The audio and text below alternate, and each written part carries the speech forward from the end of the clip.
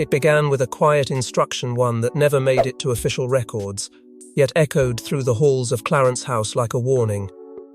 A portrait, long untouched and deeply symbolic, was suddenly deemed out of place. Staff hesitated, uncertain. But the urgency in the request left no room for interpretation. What seemed like a minor adjustment quickly unraveled into something far more unsettling, something that hinted at a deeper fracture within the royal household. Before we go deeper into what this really means for the royal family, make sure to subscribe so you don't miss a single update. Reports suggest that the request came not through formal channels, but through a private directive, delivered with a tone that left little space for discussion and even less for refusal. Those familiar with the internal workings of Clarence House quietly observed the reaction among aides, noting how seasoned staff individuals who had served through decades of royal protocol paused in a way that was almost unthinkable. Because this was no ordinary piece of decor. This was an image that carried weight far beyond its frame, a presence that symbolized continuity, authority, and the unbroken line of a monarchy built on tradition rather than impulse. And yet, insiders whisper that the instruction was clear. It was to be removed, and it was to be done without delay. That urgency alone raised questions. Why now? Why this portrait? And why in such a manner that seemed to sidestep the very systems designed to preserve royal heritage? Various interpretations of this moment describe a quiet but palpable shift in atmosphere, as if something long stable had suddenly been unsettled. Staff reportedly exchanged careful glances, weighing duty against instinct, aware that compliance might carry consequences just as significant as resistance. Some accounts suggest that the instruction was repeated, not louder, but firmer, an unmistakable signal that hesitation would not be tolerated. And still, the hesitation remained. Because beneath the surface of this seemingly simple act lay something far more complex, something that could not be resolved by merely lifting a frame from a wall. It touched history. It touched identity. And perhaps most dangerously, it touched the invisible boundaries of power within the royal household itself. Observers close to the situation began to sense that this was not an isolated decision, but part of a larger, quieter movement, one that had been building over time. Unnoticed by many but deeply felt by those within the inner circle. The tension, though subtle, was undeniable. Conversations became more measured, movements more deliberate, as if everyone understood that something significant had been set in motion, even if no one was willing to say it aloud. Because in a place where every object carries meaning and every gesture reflects authority, nothing is ever truly just a simple change. And as the weight of that realization settled over Clarence House, one truth began to emerge with quiet clarity. This was not just about a portrait, it was about what that image represented, and who still held power over its legacy. Long before the whispered request, the portrait stood as more than decoration. It was a silent witness to decades of monarchy, a symbol of continuity that anchored Clarence House to its past. Every brushstroke carried authority, every detail reinforced a legacy that refused to fade. And yet, in a moment that insiders describe as deeply unsettling, that legacy was suddenly treated as negotiable, raising one pressing question. Who decides what history remains visible?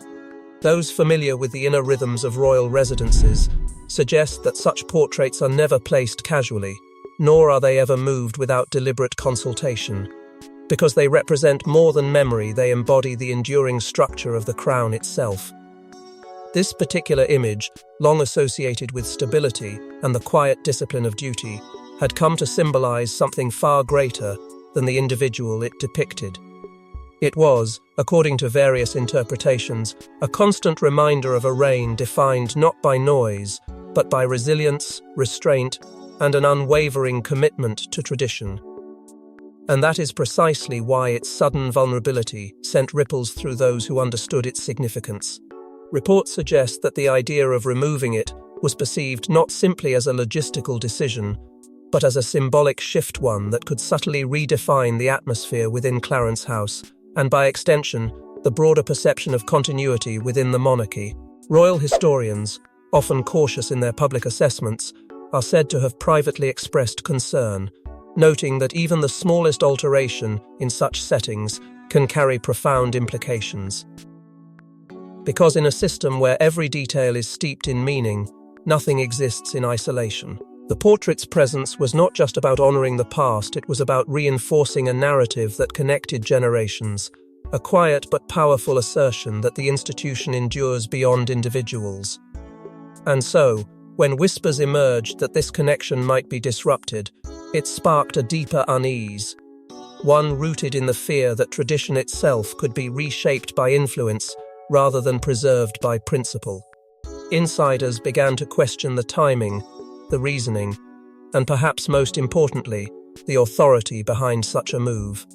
Why would a symbol so deeply embedded in royal identity suddenly be reconsidered? And what did that suggest about the shifting balance within the household?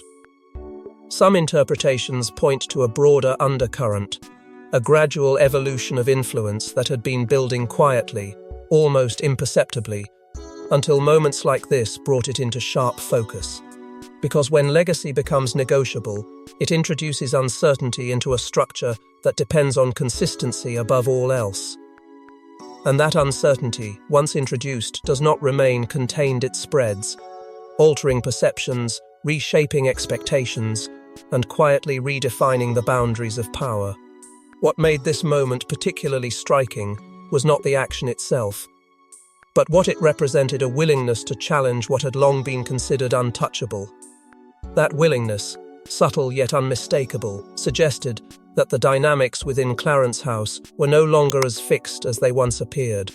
And as those dynamics continued to shift beneath the surface, one truth became increasingly difficult to ignore. If something as foundational as this portrait could be reconsidered, then nothing within the institution was entirely beyond question. Because if the past could be moved so easily, then the present and even the future might not be as secure as it once seemed. Insiders whisper that the request didn't come with explanation, only urgency. No formal documentation, no advisory consultation, just a directive that bypassed the very systems designed to protect royal tradition. For seasoned staff, this wasn't just unusual, it was unprecedented. And as the order quietly moved through internal channels, it became clear that something far more calculated was unfolding beneath the surface. Those who understood the weight of royal procedure immediately recognized the absence of the usual safeguards, the missing layers of approval that typically accompany even the smallest change within such a carefully preserved institution. Reports suggest that senior aides, individuals accustomed to precision and protocol, were caught off guard not because change itself was unfamiliar, but because this change arrived stripped of the structure that legitimizes it. That absence alone raised alarms, because in a system built on continuity, every deviation carries meaning, and every shortcut suggests intent. Various interpretations of the moment describe a subtle but undeniable tension, as if the air within Clarence House had shifted in response to something unspoken yet deeply consequential. The timing, too, became a point of quiet scrutiny. Why now, when the monarchy was already navigating delicate transitions and heightened public attention? Why introduce uncertainty into a space that thrives on stability? These questions lingered, unanswered yet impossible to ignore, as staff found themselves divided not openly, but internally, wrestling with the conflict between duty and instinct.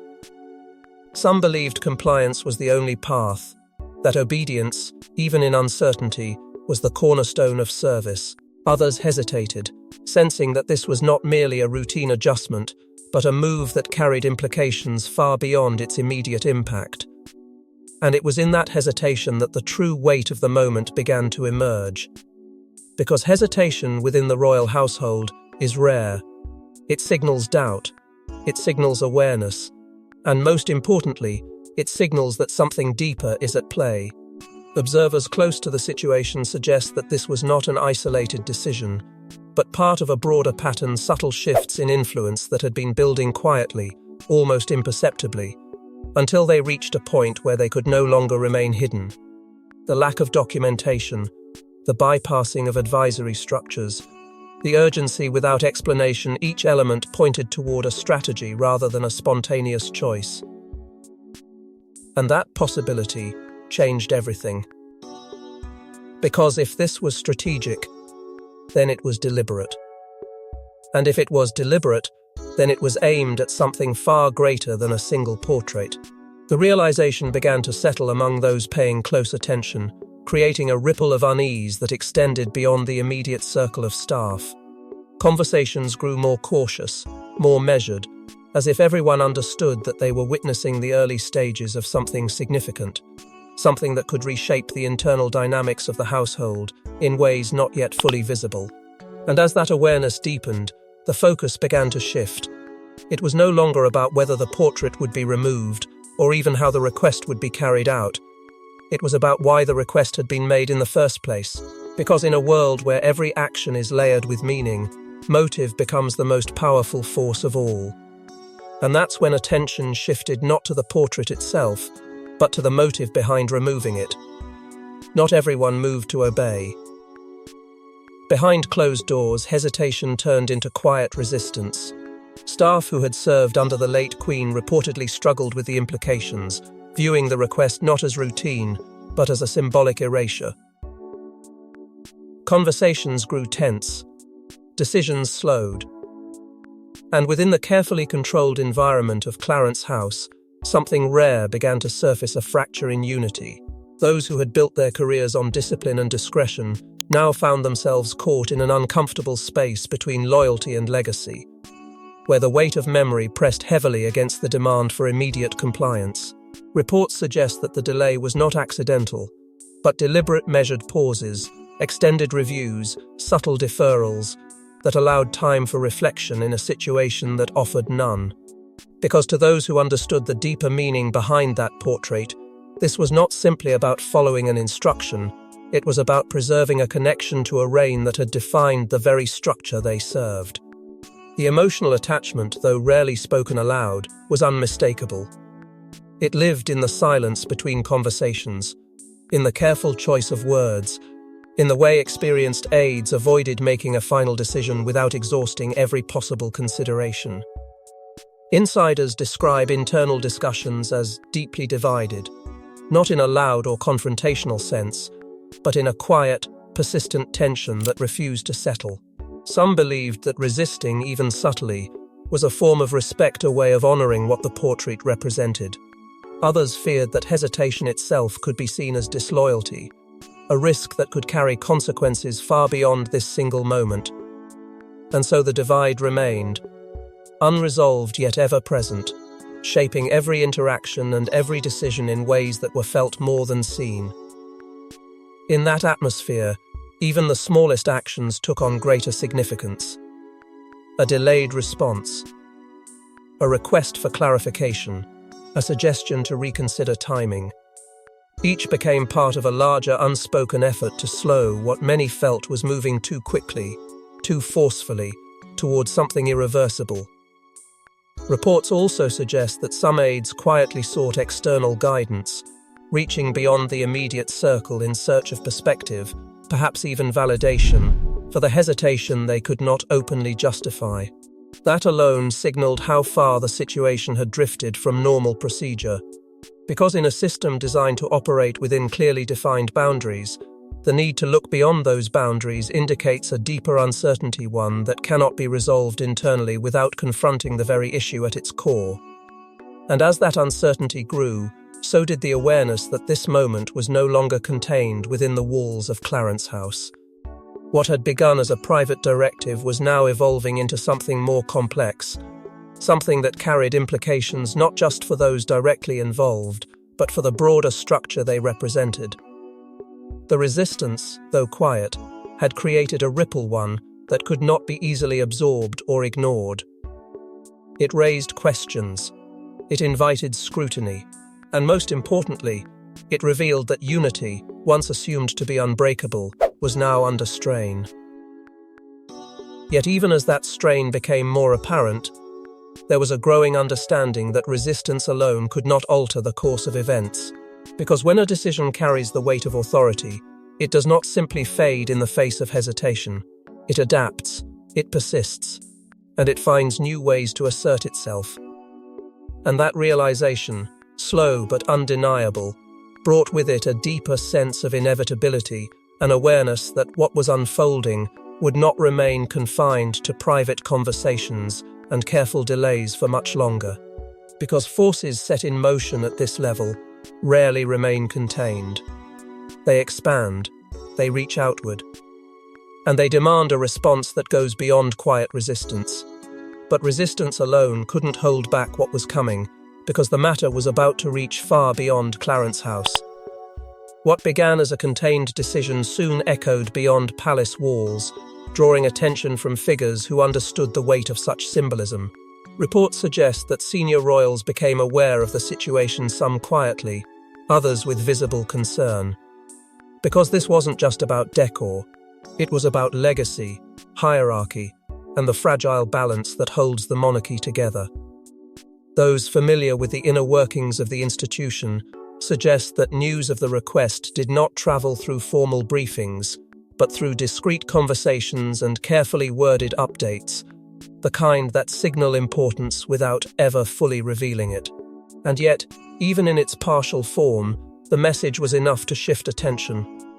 Because when something as symbolic as this begins to change, it does not remain a private matter for long. It becomes a question of continuity, of perception, of the unspoken agreements that hold the royal structure in place.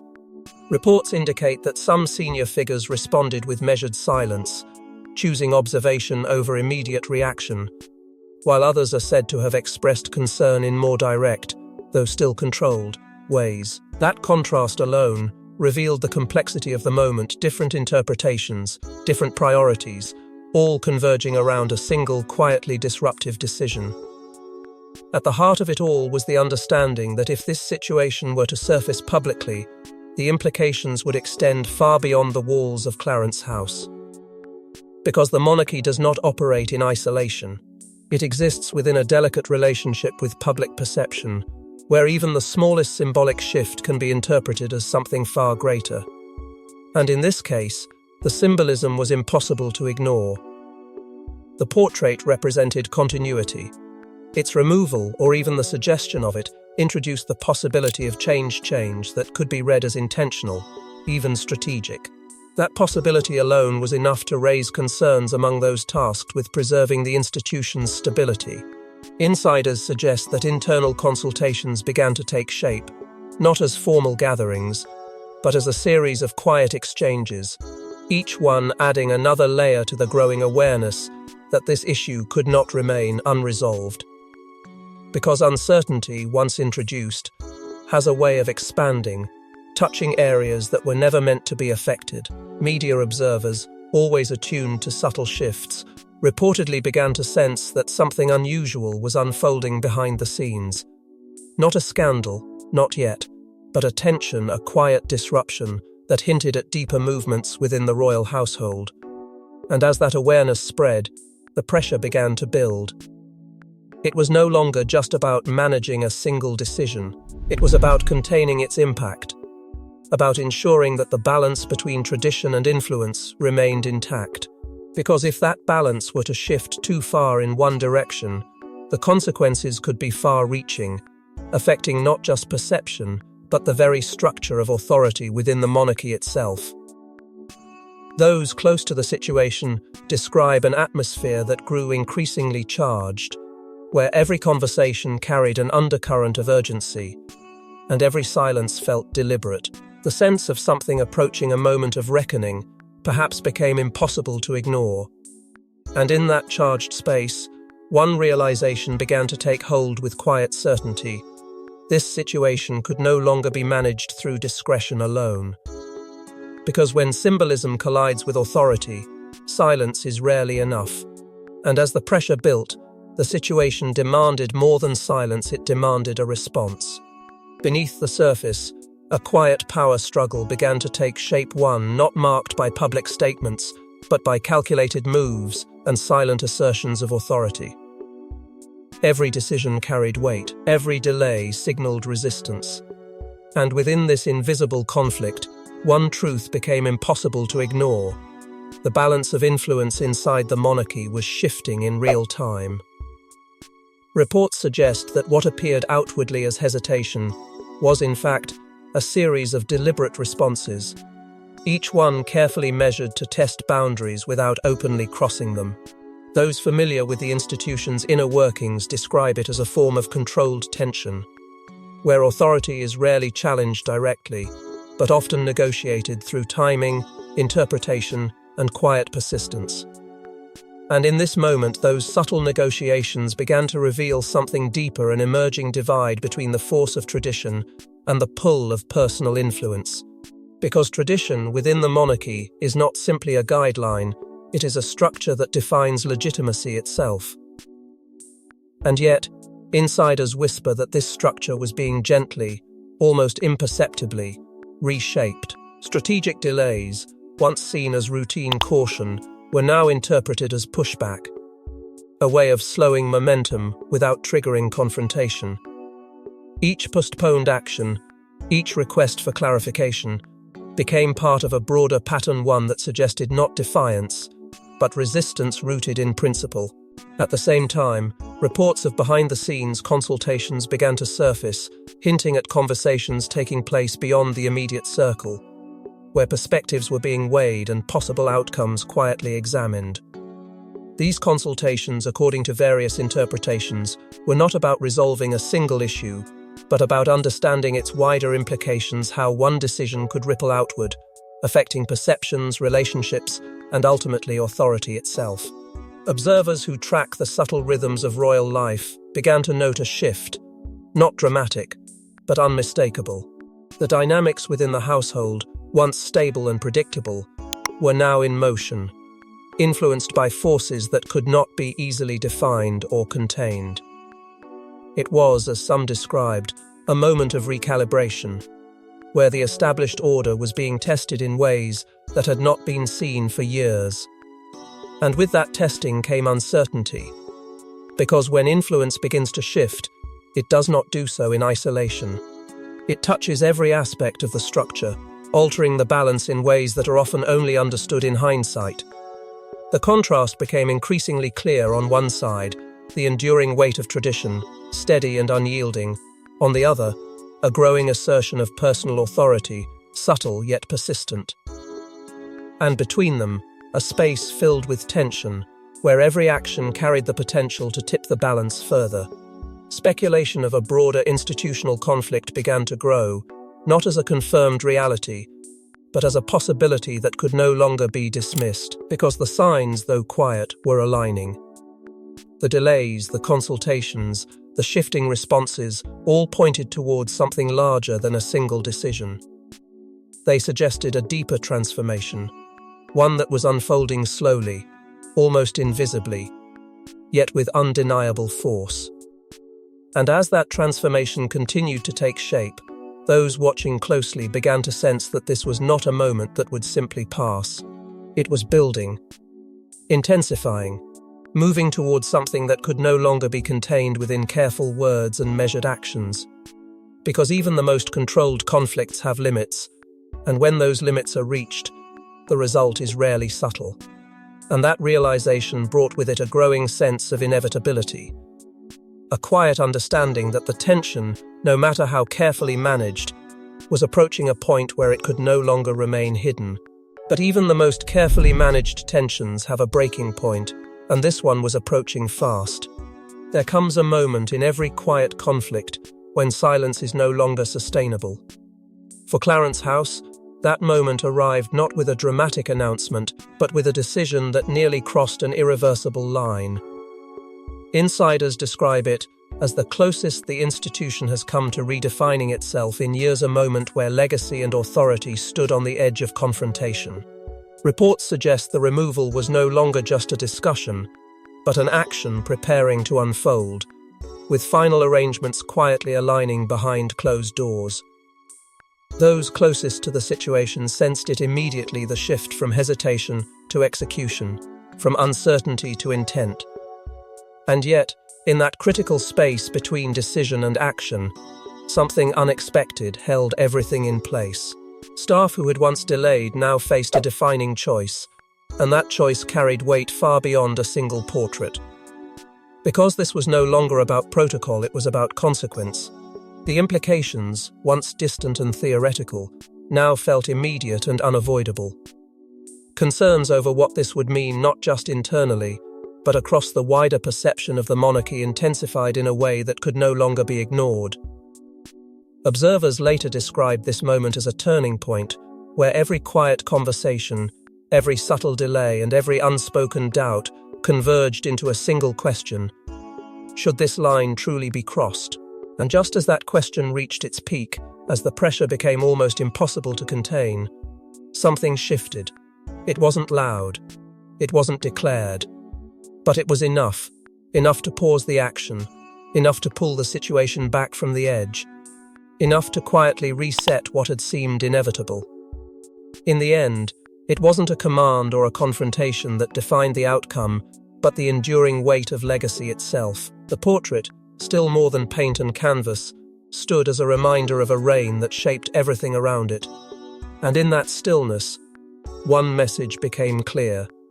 Some symbols cannot be repositioned without consequence, no matter who attempts to move them. Reports suggest the portrait ultimately remained in place, not because of resistance alone, but because of what it represented: an unbroken continuity that could not be disrupted without altering something far deeper. The decision, though never formally announced, carried its own quiet finality, reinforcing the idea that certain elements of the monarchy exist beyond influence, beyond preference, beyond change. And yet, even as the immediate tension eased, the echoes of what had nearly happened lingered. Because the balance, though restored, had been tested. The boundaries, though intact, had been approached. And those who witnessed it understood that something fundamental had shifted, not visibly, but unmistakably. The monarchy had held its ground, but the question of influence, of authority, of who truly shapes its direction, remained quietly unresolved. And in that unresolved space, the story continued to breathe, to evolve, to wait. Because in the House of Windsor, power may shift, but legacy, once anchored, rarely yields. Thanks for watching. Please don't forget to like and subscribe, and we will see you in next one.